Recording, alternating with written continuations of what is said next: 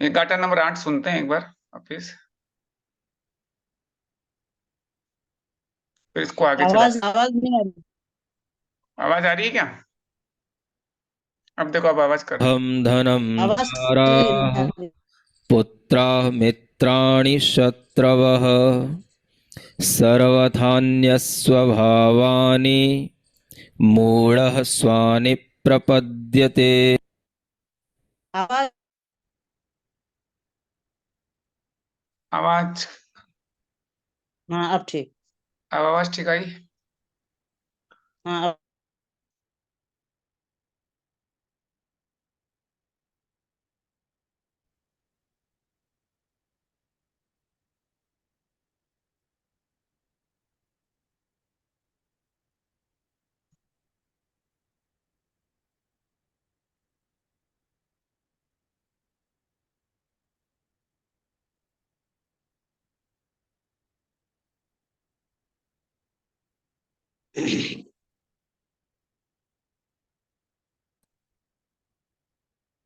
मदनकोद्रवहि वपुर्ग्रहं धनं दाराः पुत्राः मित्राणि शत्रवः सर्वथान्यस्वभावानि मूढः स्वानि प्रपद्यते।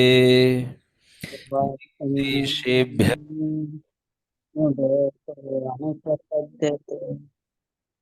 मूढ़ स्वानि प्रपद्यते, यानी कि शरीर, घर, धन, स्त्रियां, पुत्र, मित्र, शत्रु, सब तरह स्वभाव वाले, परंतु मोही प्राणी इन्हें अपना समझता है।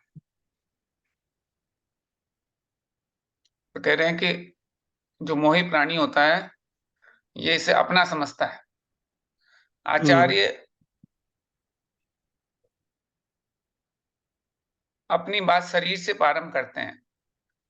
ये अपन ने कल पढ़ रहे थे कि अन्य दूसरी वस्तु का कथन बाद में किया जाएगा। तो शरीर क्या है? शरीर शरीर है, ये ज्ञान सही है, लेकिन ये शरीर मेरा है ऐसा समझना मोह का परिणाम। तो मोह से अपन शरीर को अपना मानते हैं। इससे पहले भी आपने यही धारणा बनी कि शरीर मेरा है, इसलिए आपको शरीर मिला, तभी शरीर की संतति प्राप्त होती है। लेकिन जो शरीर निर्ममत्व से हो जाता है, जो शरीर से दूर हट जाता है, वो शरीर की संतति से भी मुक्त हो जाता है। शरीर उसी को मिलता है जो उसको शरीर को अपना मानता है। जो जो शरीर को अपना मानता ही नहीं है, उसको शरीर मिलेगा ही नहीं। वो शरीर से फ्री हो जाएगा, फिर वो तो वो अशरीर ही हो जाएगा, वो सिद्ध परमात्मा बन जाएगा, इनका शरीर ही नहीं होता। अगर आप शरीर से मोह करोगे तो हर बार शरीर मिलेगा, हर बार आपका जन्म होगा, फिर मृत्यु होगी, फिर जन्म होगा, फिर मृत्यु होगी। तो अगर जन्म मृत्यु से आप छुटकारा चाहते हो, तो आपको शरीर से निर्ममत्व करना होगा। और ये कह दूसरी बात आती परिजन। कि परिजन कैसे? पुलिस की तरह है, क्योंकि वो पुलिस के समान काम करते हैं। कहीं जाना है तो पहले बता कर जाओ कहाँ जा रहे हो। बेटा कहता है कि पिताजी मैं भी साथ चलूंगा, जैसी बात आती है तो गृह लक्ष्मी कहती है कहीं नहीं जाना है, जाना भी है तो मेरे बिना नहीं जा सकते। इत्यादि विचार चलते रहते हैं। घर घर नहीं है, किंतु कारागृह है, जिसको आप पसीना बहा बहाकर श्रम करके बनवाते हो। आचार्य कहते हैं वह तो कारागृह है, जेल है। मतलब यह हुआ कि आपने जेल का निर्माण किया। जो घर क्या है, जेल की तरह हो गया। कहीं पे भी जाना है तो वो आपने घर घर नहीं बनाया, जेल बना दी। वनिता बेड़ी, पत्नी को बेड़ी की संज्ञा दी गई है। बेड़ी कहां पर पहनाई जाती है? कहां पर बेड़ी पहनाई जाती है? पाँव में। जिसने बेड़ी पहन ली वह तो चल नहीं सकता। हथकड़ी होती तो चल भी लेता। नहीं समझे? हाथ, जो हाथ में डाली जाती है उसे बेड़ी नहीं कहते। कहते तो हैं पानी ग्रहण हो गया, जैसे पानी ग्रहण संस्कार हो गया, लेकिन स्थिति ऐसी है कि जिसका पानी ग्रहण होता है, मानो उसके पैरों में बेड़ी डल गई, पैरों में बेड़ी डल होता है, जाती है। मानो उसके पैरों में बेड़ी पड़ गई। हाँ, जैसे पैर, वो तो पानी ग्रहण रहा है। पानी ग्रहण का मतलब तो वो पाणी ग्रहण नहीं होता है, वो पैरों में बेड़ी जल जाती है। इसका नाम विवाह बंधन है। वनिता बेड़ी है, हथकड़ी नहीं। हथकड़ी पहने हुए अपराधी कई बार जेल से भाग जाते हैं, लेकिन पैरों में जब बेड़ी पड़ जाती है तो भाग नहीं पाते। हथकड़ी में तो हाथ से बंधता है, ये पांव से बंध गया, भाग नहीं सकते। अब आप मिलकर एक जेल में ही रह रहे हो, आपका विवाह हो गया तो आप जेल में रह रहे हो। छोटी जेल में रही, छोटी जेल में रहो या बड़ी जेल में, बात एक ही है। अरे इससे तो रहने की कुटिया मिली, मुझे तो 6-6 खंड का मकान मिला। ऐसा सोचकर लोग बड़े खुश होते हैं, लेकिन उन्हें सोचना चाहिए कि वह तो छोटे जेल में है तो छोटा अपराधी है, और मैं इतने बड़ी जेल में हूं, मैं बड़ा अपराधी हूं। जिसका बड़ा मकान होता है वो बड़ा जेल हो गया, जिसका छोटी मकान होता है वो छोटा जेल हो गया। ऐसे सोचना चाहिए। एक बार हम लोग विहार कर रहे थे, एक भैंस को एक व्यक्ति चला रहा था, लेकिन वह चल नहीं पा रही थी। मुझे देखकर दया आ गई। मुझे लगा देखो ये क्या कर रहा है, कितना निर्दय है, ऊपर से मार भी रहा है, उसके पैर को भी बांधा है। उससे पूछा ऐसा क्यों कर रहा है, उसने बताया कि मारती ज्यादा है, अतः उसे एक तरफ से सिंग से और एक तरफ से पैर में इस तरह से बांधा गया, ये चल तो सकती है लेकिन भाग नहीं सकती, सरकती सरकती जा रही है। हाँ मैंने सोचा इसकी यात्रा कैसे होगी। इस सरक सरक के चल रहे हैं, पैर में बांध रखा है हल्का हल्का, ताकि वो भाग नहीं सके, धीरे धीरे चल सके, सरक सरक के। इसी प्रकार आचार्य कहते हैं कि संसारी प्राणी अपराध करता है तो कारागृह में बंद कर दिया जाता है, पैरों में बेड़ियां डाल दी जाती है, हाथों में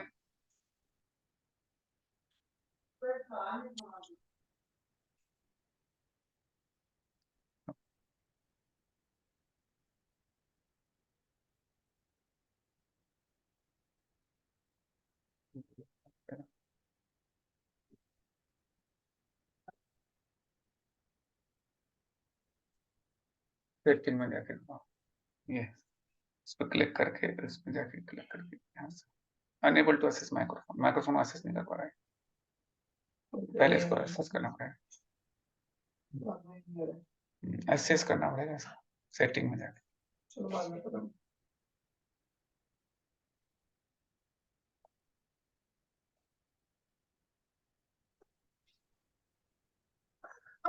अभी आ गई।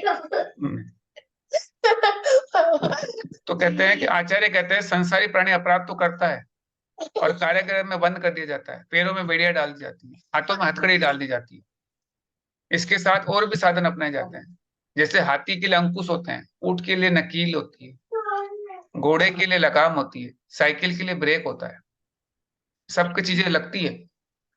आप लोगों के लिए क्या होता है, संयम होता है। संयम होता है। आपके लिए क्या एक ही लगाम है आपके, वो संयम। सोचो विचार करो, ये सारे के सारे किसी न किसी बंधन में ही चल रहे हैं, इसीलिए ठीक चलते हैं। यदि किसी पर कोई बंधन नहीं होगा तो क्या होगा, ये सब बेलगाम हो जाएंगे। बेलगाम घोड़ा हो गया तो लगाम लगानी पड़ती है, तो संयम की लगाम लगाओ। संयम ही एकमात्र मनुष्य की सुरक्षा के लिए बंधन है, और कोई भी बंधन बंधन नहीं है। असंयम तो मोह के गर्त में ढकेलने वाला है। असंयम करोगे तो मोह के गर्त में चले जाओगे, तो मोह के उसमें अंदर चले जाओगे, गर्त में। असंयम से आप धीरे धीरे मोह के खड्डे में चले जाओगे। यदि आप अपनी आत्मा की रक्षा करना चाहते हो तो संयम के माध्यम से कर सकते हो, अन्य से नहीं।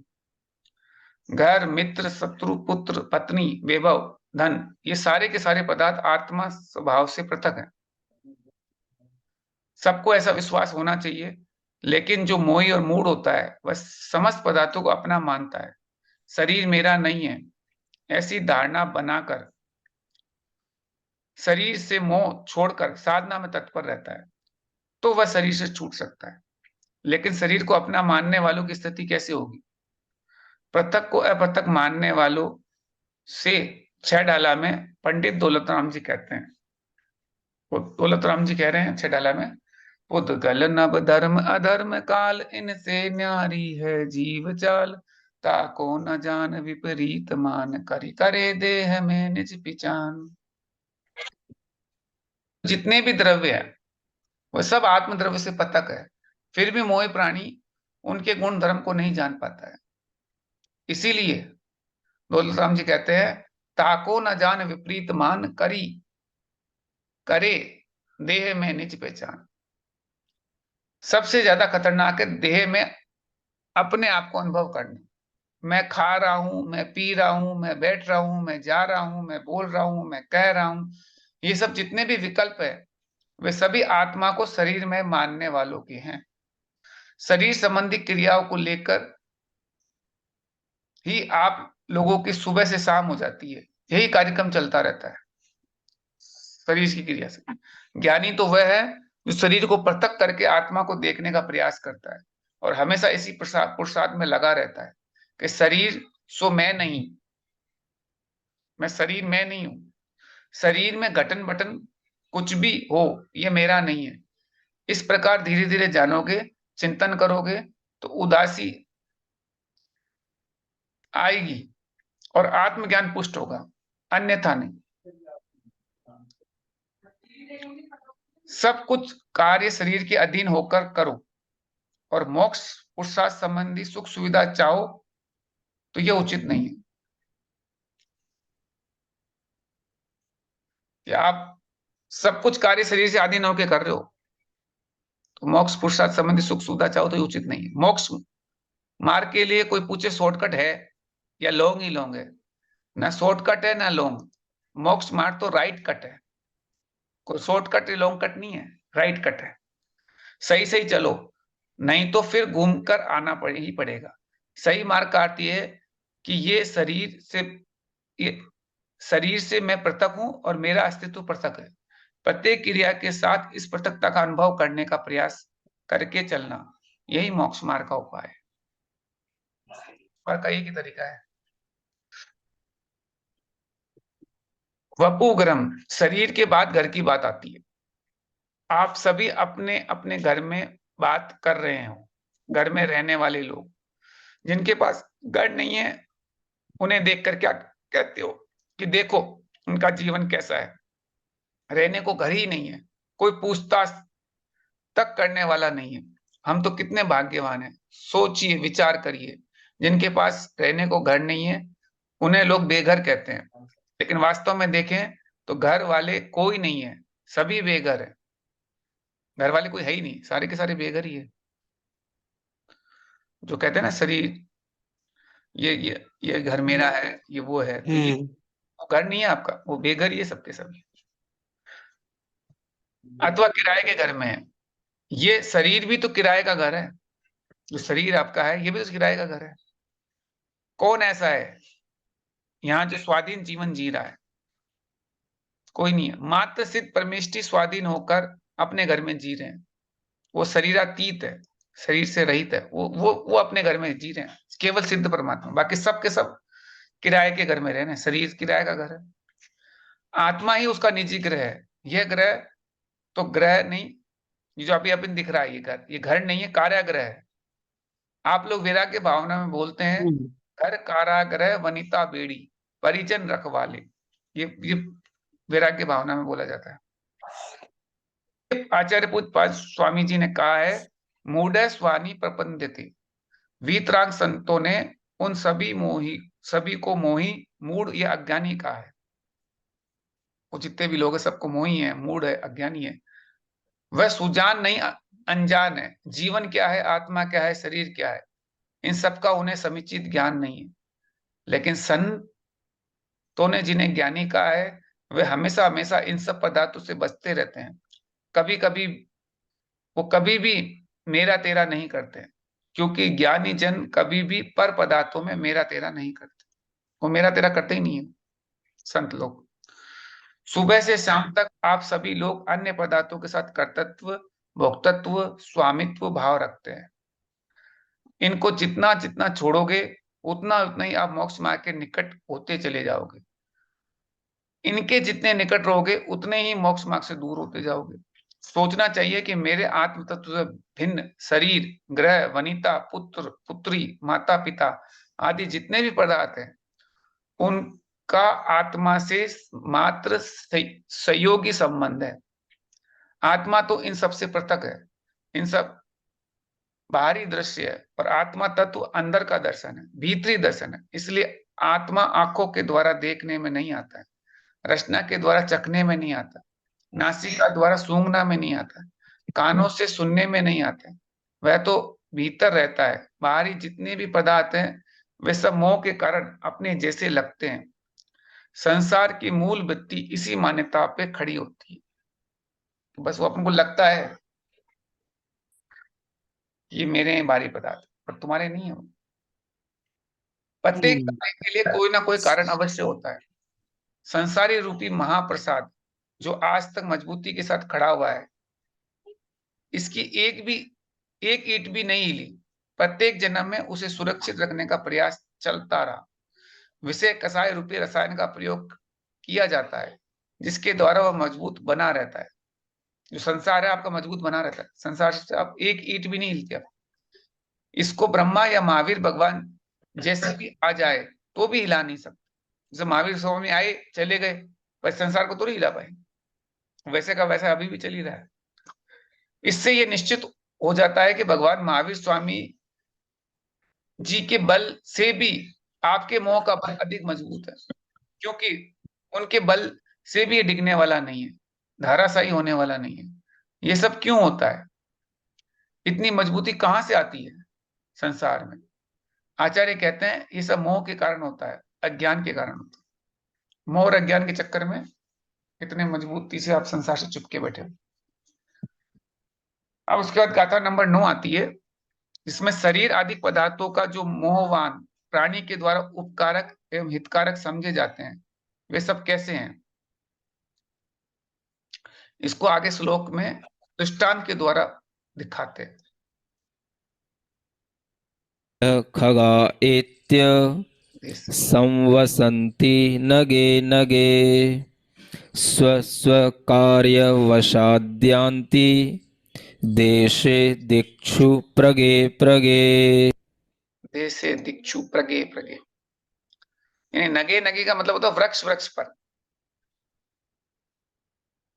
दिक देशे भी यानी दिशाओं और देशों से, एत्य मतलब आकर, खगा मतलब पक्षी, संध्या के समय सम संति ठहर जाते हैं, तथा प्रगे प्रगे मतलब प्रातः काल में अपने अपने कार्य के वश से देश से दिक्षु भिन्न भिन्न देश की दिशाओं में चले जाते हैं। जैसे जैसे पक्षी होते हैं वो पेड़ पे आके एक जगह इकट्ठे हो जाते हैं, पक्षी के ऊपर पक्षी जितने पेड़ पे जम जाते हैं, फिर सुबह उठते अपने अपनी जगह चले जाते हैं। तो दिशा दिशा से देश देश के उड़ उड़ पक्षी दल आते, डाल डाल पर पात पात पर पादप पर निसी बस जाते, अपने अपने कार्य साधने उषा काल में फिर उड़ते, दिशा दिशा में देश देश में कहाँ दिखते फिर मुड़ के। वो अपने अपने दिशा में चले जाते हैं, वापस मुड़ के थोड़ी आते उस पेड़ पे, चले जाते हैं जहां जहां उनको जाना होता है। रात को बिता दी, सुबह निकल गए। तो दिशाएं 10 प्रकार की होती है। मूल में 4 दिशाएं होती है, फिर 4 विदिशाएं होती है, एक ऊपर और नीचे, ऐसे 10 दिशाएं होती है। इन 10 दिशाओं में सभी जाति के पक्षी आकर बस जाते हैं, एक एक वृक्ष पर रहते हैं, डाल डाल पर पात पात पर बैठ जाते हैं। संध्या के समय आप देख सकते हैं सब्जी मंडी में जैसी आवाज होती है, वैसे भी सभी पक्षी चू चू आदि रूप से कलवर कलरव करते हुए अपने अपने स्थान पर बैठ जाते हैं। कब तक बैठते हैं? जब तक पूरी रात नहीं होती है।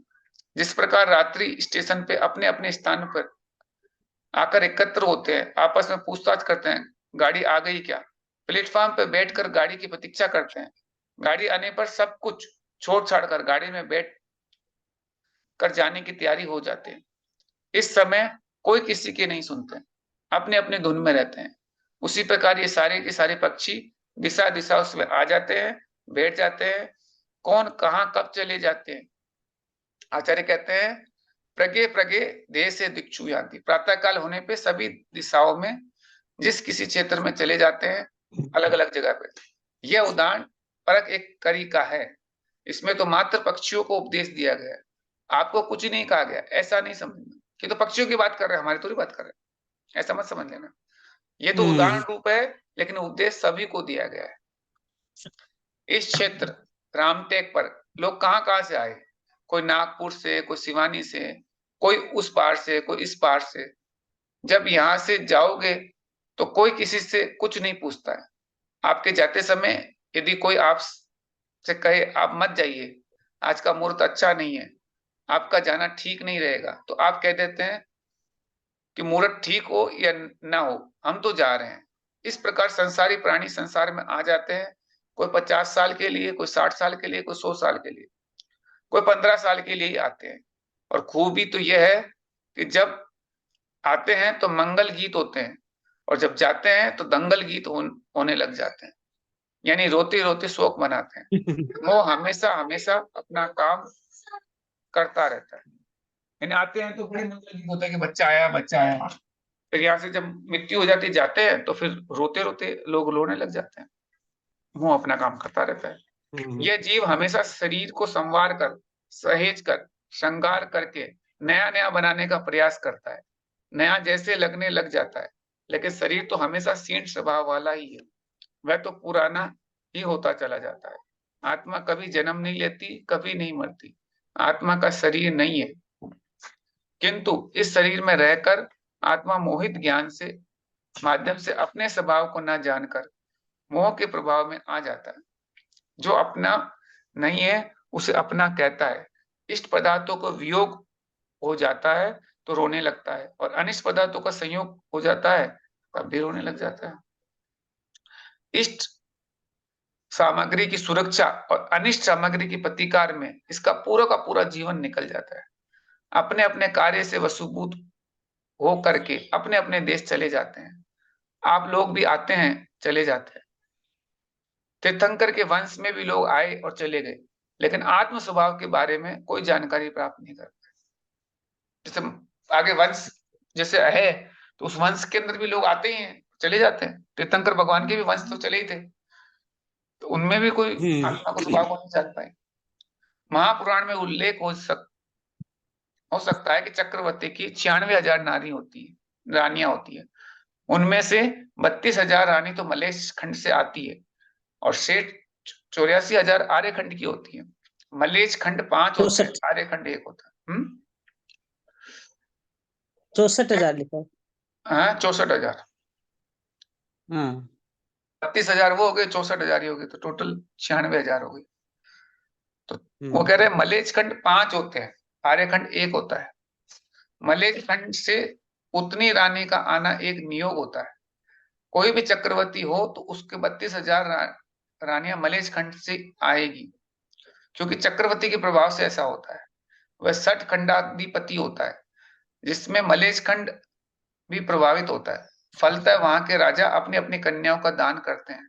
मुख्य ध्यान देने वाली बात यह है कि जब चक्रवर्ती धार्मिक कार्य में लीन होता है तो 96,000 रानी भी उनके साथ रहती है, हमेशा 96 रानी साथ साथ में रहती है। वे 32,000 रानियां उस समय अपने आप को मलेच खंड से आई हुई नहीं समझती, बल्कि वे भी संगति में आके धर्म परायण हो जाती है।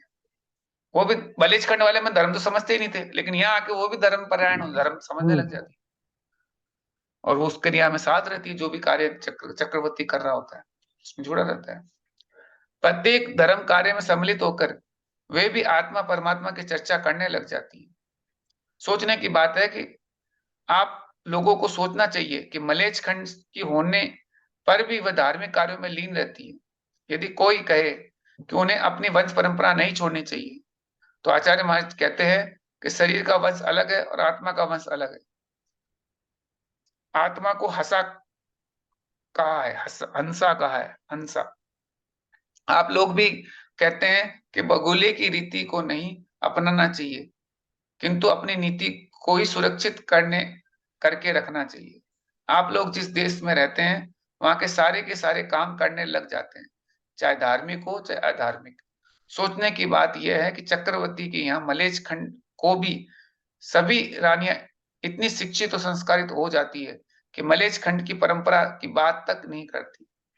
मेरे कहने का तात्पर्य है कि शरीर में रह के आत्मा केवल शरीर की परंपरा की ही बात नहीं करना चाहिए। शरीर तो भोग सामग्री है, ऐसा मोही प्राणी मानता है, लेकिन सम्यक दृष्टि की अपेक्षा यह शरीर योग की सामग्री है। ये भोग की सामग्री नहीं, योग की सामग्री शरीर। साधना कर सकते हैं शरीर से। सम्यक दृष्टि जीव इस शरीर के माध्यम से शरीरातीत होने का प्रयास करता है, जबकि मोही प्राणी मात्र भोग का विषय बनाकर अपना जीवन गुजार देता है और भविष्य में उसका जीवन गर्त में पड़ जाता है। शरीर में रहने पर भी आत्मा अपनी और शरीर की स्थिति को समझ नहीं पाता। आप सब को भी विचार करना चाहिए कि हम सभी इस पिंजरे में रहते रहते बहुत काल व्यतीत हो गया है, बहुत दिन हो गए हैं। अब तो कम से कम आत्मा की खबर ले लेना चाहिए और आत्मा की चर्चा कर लेना चाहिए। अब तो कम बहुत दिन हो गए इस टाइम से रहते रहते, अब तो कभी आत्मा की चर्चा करो। आत्मा की चर्चा बहुत जरूरी है। आज आचार्य पूज्य पाद स्वामी ने सर्वा सिद्धि ग्रंथ में आर्य मलिश्चाच्य, जो तत्वा सूत्र का ग्रंथ है, इसकी टीका है सर्वा सिद्धि, तो उसमें आर्य मलिश्चाच्य तत्वा सूत्र का है ना, तीसरे अध्याय का 36वां सूत्र। इस सूत्र की व्याख्या करते हुए आर्यों का लक्षण बताया गया है। गुणे गुणेर गुरु वब्बि ध्रुवा आर्यंत इत्याया। जो गुणों के द्वारा मान्यता को प्राप्त हो अथवा गुणी व्यक्ति के साथ रहता हो वह आर्य माना जाता है।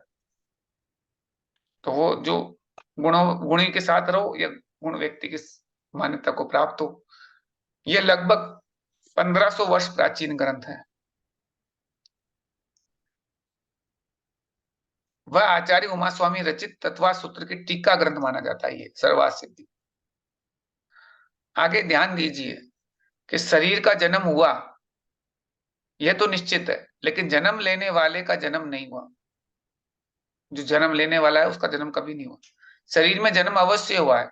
इसका अर्थ यह है कि आत्मा रूपी हंसा एक पिंजरे से दूसरे पिंजरे में आ गया, इसीलिए पिंजरे के माध्यम से वह पहचान में आने लगा है। उसकी पहचान क्या होगी? उस पिंजरे से हो रही है जिस पिंजरे में वो आ गई आत्मा। शरीर जन्म लेने के उपरांत कुछ समय तक बढ़ता चला जाता है, फिर पुष्ट होता जाता है। पुद्गल अपना परिचय अपने स्वभाव पूर्ण गलन क्रिया से देता रहता है। द्रव्य क्षेत्र काल भाव के निमित्त से जिस देश में पुष्ट होता है, फिर अपने आप उस देश में रहकर विलखना प्रारंभ कर देता है। जहां से पुष्ट हो रहा है वहीं विलखना चालू कर देता है, वापिस बिखरना चालू हो जाता है वो, फिर टूटना चालू हो जाता है। उत्पाद व धोव के द्वारा परिणमन परिवर्तन होता रहता है। फिर यह बड़ा हो गया, यह छोटा है आदि व्यवहार होता है। राजवार्तिक कार आचार्य अकलंग स्वामी जी कहते हैं कि पर से संबंधी होने के कारण आत्मा में अनेकता आ जाती है। अनेकांत हमेशा पर सापेक्ष होता है। इसी को लेकर प्राय हम व्यवहार में कहा करते हैं कि ये बड़ा हो गया, ये छोटा है, ये दुबला हो गया, ये मोटा है। इस प्रकार की उपाधि से व्यक्ति की रीति नीति का परिचय होता है। उसके आचरण में रहन सहन एवं वेशभूषा से उसकी पहचान करते हैं। जीव की विभिन्न अवस्थाओं में भेद डालकर यह व्यवहार होता है।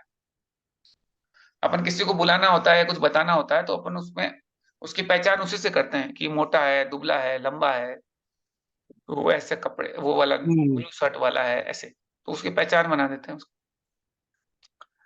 जबकि वो उसकी पहचान नहीं है। मैं कह रहा था कि गुणे गुर वदी बरुआ अनंत इत्यार्य, अर्थात गुणों के द्वारा जो मान्यता को प्राप्त होता है वह आर्य माना जाता है। गुण का तात्पर्य क्या? तात्पर्य है गुण का तात्पर्य सम्यक दर्शन, सम्यक ज्ञान, सम्यक चारित्र, अर्थात अच्छे संस्कार, अच्छे विचार, अच्छे आचार। इन गुणों के विकास होने पर हम कह सकते हैं कि आत्मा का विकास हो रहा है। इन गुणों का पूर्ण विकास का अवसर आत्मा को मनुष्य गति में ही प्राप्त होता है। यह अवसर ही आपको मनुष्य गति में मिलेगा, यह हर जगह नहीं मिलता ही। मनुष्य में भी आर्यखंड में उत्पन्न हुए मनुष्य को अवसर प्राप्त होता है। इसका अर्थ ये नहीं लगाना चाहिए कि जो मलेच्छ खंड में उत्पन्न मनुष्य है वो मुनि नहीं बन सकते। हाँ, इतना जरूर है कि वहीं रहते हुए मुनि नहीं बन सकते, कोई धर्म कार्य नहीं कर सकते। वहां तो केवल सटकर्म चलती है, असी मसी, कृषि, शिल्प, वाणिज्य और विद्या। वहां पर इन सटकर्मों पे आधारित व्यापार चलता रहता है, किंतु धर्म से उनका कोई संबंध जुड़ा नहीं होता मलेच्छ खंड में। मलेच्छ खंडों में धर्म का संबंध क्यों नहीं रहता है? क्या वह मलेच्छ खंड के योग्य धर्म का पालन करते होंगे? आचार्य महाराज कहते हैं कि धर्म सठ कर्मों पर आधारित नहीं होता है। धर्म तो गुणात्मक इकाई है जो आत्मा से संबंधित है। आर्य खंड में ही उसकी प्राप्ति होती है। धर्म आत्मा की वस्तु है, न कि शरीर या क्षेत्र की। क्षेत्र की अपेक्षा जब कोई मलेच्छ खंड का मनुष्य इधर आ जाता है और यहाँ आके धर्म की बात करने लग जाता है और धर्म को स्वीकार करने लग जाता है, तो उसको भी आत्म विकास का अवसर प्राप्त हो जाता है, अपना विकास कर सकता है।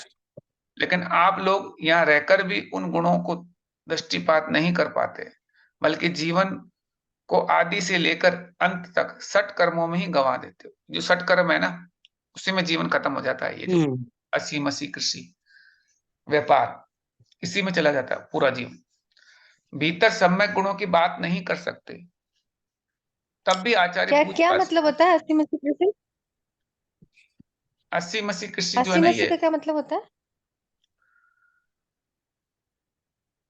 ये बता रहे हैं कि अस्सी मसी कृषि शिल्प वाणिज्य और विद्या, ये क्या है कि जो इन्होंने ये जो कर्म थे, ये जब अपने जो आदिनाथ स्वामी जी, आदिनाथ भगवान है, उन्होंने सिखाया था कि कैसे। पहले क्या था कि पहले हर चीज कल्प वृक्षों से आपको सारी पूर्ति हो जाती थी। अब कल्प वृक्ष खत्म हो गए, तो कल्प वृक्ष खत्म होने के कारण फिर ये विद्याएं दी गई है, तो उसके अंदर ये सब चीजें आती है। तो वो कृषि का मतलब कृषि हो गया। अस्सी मसी में भी ऐसे होता है कि ऐसा कुछ चीज है कि जिसके अंदर, पूरी चीज तो मुझे याद नहीं है, लेकिन ये बेसिकली अपना जो व्यापार है, उन वो व्यापार कपड़ा को बता रहा कपड़ा है। वगैरह का व्यापार होता है। हाँ, कपड़े का कपड़ा व्यापार हो गया। वगैरह का व्यापार। हाँ हाँ, कोई व्यापार है। अस्सी मसी का मतलब कपड़ा वगैरह का व्यापार। हाँ, कोई वाणिज्य है जो कि अलग अलग तरीके की चीजें को यहाँ से ये बनाना है, ये करना है, तो उस चीज को मिला के ये काम चालू हो जाता है। तो वो विद्याएं होती है ये कि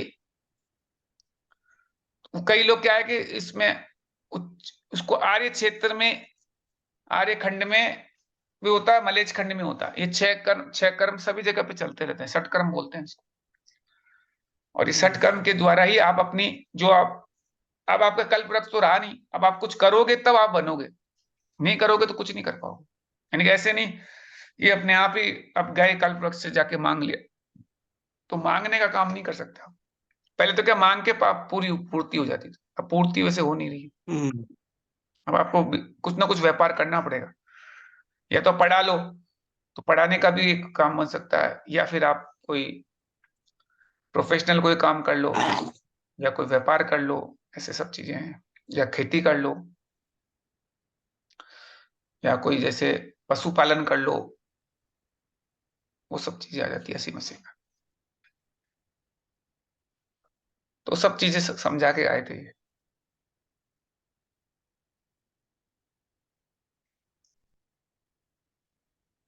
तो अब आज जहां ये जो आत्मा शब्द का प्रयोग आर्य खंड में ही पता चलता है, वहां नहीं पता चलता मलेच्छ खंड वालों को। मलेच्छ खंड वाले को ये सब चीजें पता नहीं चलती, उनके भीतर सम्यक गुणों की बात नहीं करते। तब भी आचार्य पूज्यपाद स्वामी ने आप लोगों को क्षेत्रार्य की कोटि में रखा है। उन्होंने आर्यों के 5 भेद करके वर्णन किया गया है। कुल परंपरा से आर्य खंड में उत्पन्न हुआ वो क्षेत्र आर्य है। जो उच्च जाति में उत्पन्न हुआ वो जात्य आर्य है। जो चारित्र को धारण करता है वो चारित्र आर्य है। जिसको सम्यक दर्शन प्राप्त होता है वो दर्शन आर्य है। मात्र आत्म तत्व का चर्चा करने वालों को दर्शन आर्य नहीं कहते हैं, किंतु जो भीतर आत्म तत्व की परख करने वाले होते हैं और जो आत्म तत्व का श्रद्धान करते हैं, उन्हें दर्शन आर्य कहते हैं। ऐसे अलग अलग आर्य बना दिए उन्होंने। क्षेत्र आर्य, तो वहां जन्म हो गए बस आर्य खंड में। और जो चारित्र को धारण करने वाला चारित्र आर्य है, और जिसको सम्यक दर्शन प्राप्त हो गया वो दर्शन आर्य है। उस आत्म तत्व की ओर जिसकी दृष्टि नहीं होती है, वे शेष 4 आर्यों में आ जाते हैं। अंतिम एक कर्म आर्य होता है, जो कर्म से आर्य कहलाते हैं, वो कर्म आर्य कहलाते हैं। आचार्य कहते हैं हम अनंतों बार इस आर्य खंड में जन्म ले चुके हैं, अतः क्षेत्र आर्य तो अनंत बार बन चुके हैं, लेकिन शेष आर्यों में गिनती नहीं हुई। पक्षी बनकर यहाँ पर बैठ तो गए, लेकिन बिना कुछ लाभ उठाए हम चल दिए कहीं और। वृक्ष पे फल कितने मीठे हैं, खा नहीं पाए। कुछ ऐसे पक्षी होते हैं जो स्वादिष्ट भोजन इत्यादि के लिए कभी सोचते ही नहीं, उनके लिए तो सड़ा गला मांस ही चाहिए। इसी के माध्यम से वो अपना जीवन निर्वाह करते हैं। मीठे पदार्थ को देखते ही नहीं है, उन्हें सूंघते तक नहीं। संसारी प्राणी भी ऐसा है। मोही होने के कारण, मोहे होने के नाते विषय कसाय में ऐसे फंसा है कि धर्म की बातें सुनने समझने में नहीं आती। इसीलिए देश से चक्षु प्रगे प्रगे मनुष्य जीवन को छोड़कर अन्यत्र चला जाता है। इस प्रकार अनंत काल तक भटकता आया है। कहां से आए हो, सोचो विचार करो। अरे इतना भी ज्ञात नहीं है, और कहां से आए हो, बोलो बोलो। कहीं से, कहीं ना कहीं से तो आए हो। आचार्य महाराज कहीं ना कहीं से तो आए भी हैं। अब अपन जिनवाणी स्तुति कर लेते हैं।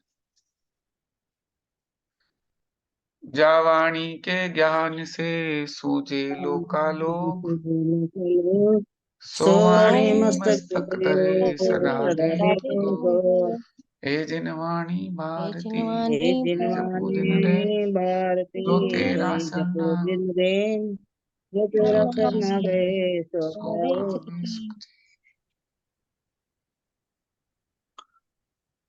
तो बस ये विचार करो, पक्षी हैं, एक दिन उड़ जाएंगे, इस डाल से उड़ के दूसरी जगह चले जाएंगे। तो